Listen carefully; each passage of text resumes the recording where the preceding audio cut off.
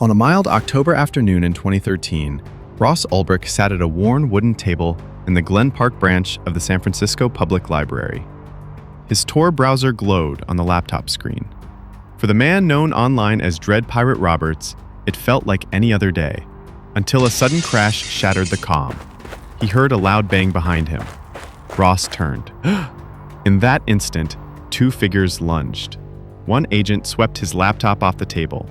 The other pinned him to his seat. Within seconds, FBI officers had him on the floor. His heart raced as he realized his hidden empire had come crashing down. Before officially starting the video, please subscribe to the channel and hit the like button, as that motivates us to make more such videos. Thanks. Let's get back to video now. Flashback to early 2010 in Austin, Texas, where it all started. During that time, Ross was a hopeful 20-something with big dreams. Born in Texas with a physics degree, he loved ideas of freedom and limited government. On his LinkedIn profile, Ross wrote passionately about ending coercion in society and staging an economic experiment where voluntary trade would flourish without government meddling. His mind buzzed with possibilities, hidden networks that shielded users, digital currencies that escaped bank control, marketplaces free from regulation. That experiment became Silk Road, a hidden website Ross launched in 2011 on the dark web. Using the Tor network for privacy and Bitcoin for payments, Silk Road worked like an underground eBay for drugs, fake IDs, hacking tools, and more. By late 2012, Silk Road featured over 10,000 listings and funneled hundreds of millions of dollars in transactions. Ross took an 8% fee on each sale, small cuts that soon added up to tens of millions of dollars. Under his alias, he painted Silk Road as a beacon of personal freedom, and many users cheered him on as a digital rebel. Silk Road's rapid rise did not go unnoticed. In mid-2011, Senator Chuck Schumer publicly called for Silk Road's shutdown, putting the site on the FBI's radar. A secret task force of the FBI, DEA, and Homeland Security quietly set to work. Ross took extreme care to hide his identity. He used encryption, moved servers, and stayed anonymous online. But small mistakes gave him away. An IRS investigator discovered that the first person to post about Silk Road on the internet, a user called Altoid, had left a clue. A forum post asking for tech help that casually included Ross's personal email address. Another slip-up came in mid-2013, when Ross ordered a batch of fake IDs from Canada to help rent servers. The package was intercepted by customs, and when agents came to his home to investigate, Ross nervously volunteered that hypothetically someone could buy drugs on a site called Silk Road. That bizarre, unsolicited comment was a huge red flag. Meanwhile, undercover agents made over 100 covert drug buys on Silk Road to learn exactly how it worked. They traced Bitcoin payments and even located a server in Iceland, which they quietly copied, unlocking a complete record of every listing, review, and message. By late 2013, investigators had enough. They knew Ross's laptop was encrypted, so they had to catch him logged in. On October 1st, they tracked him to the Glen Park Library, staged a loud argument as a distraction, and struck, seizing his still-open laptop and placing him under arrest.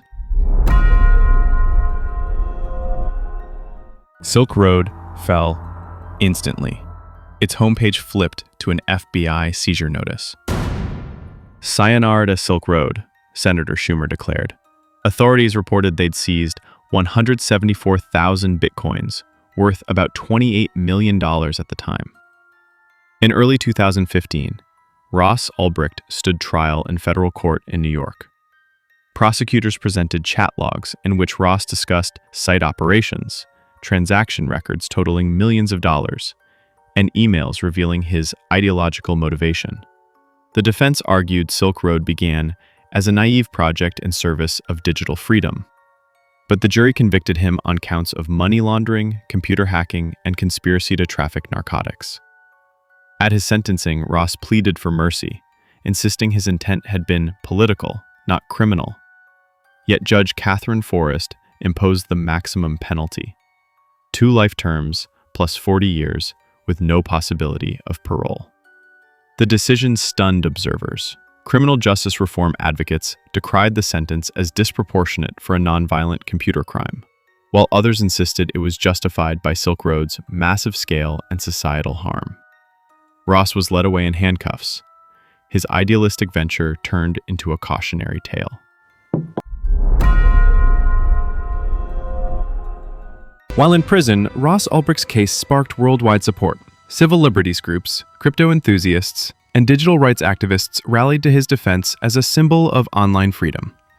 A global Free Ross movement argued that a nonviolent online entrepreneur should never serve life in prison. Meanwhile, the dark web market he had created did not die with his arrest. Silk Road 2.0, Alphabay, and dozens of copycat sites rose and fell in the years that followed, fueling an ongoing cat-and-mouse game between criminals and law enforcement. Then, in January 2025, after nearly 12 years in prison, Ross Ulbricht received a full presidential pardon. He walked free from the Colorado federal prison where he had spent his sentence, an extraordinary reversal that reignited debates about justice, technology, and redemption. Today, Ross Ulbricht's story occupies a gray area between visionary and villain. Some hail him as a champion of personal liberty who challenged outdated drug laws. Others condemn the dangers his marketplace unleashed. His experiment on the digital frontier reshaped global policy on cryptocurrencies and dark web policing, and it raised urgent questions about the limits of online anonymity. Since his pardon, Ross Ulbricht has quietly returned to the public eye, appearing at blockchain conferences, sitting down for podcasts, and giving talks. He speaks candidly about the lessons, the importance of digital privacy, and the future of decentralized markets. Through these engagements, Ulbricht continues to spark conversation around online freedom, blockchain governance, and how technology can both empower and imperil its users. Above all, one thing is clear. His journey from idealistic coder to infamous felon and then pardoned free man leaves a lasting imprint on the internet's hidden corners. If you enjoyed this deep dive into Ross Ulbricht's rise and fall, please give this video a thumbs up, share it with your friends, and subscribe to Cyber Nightmares.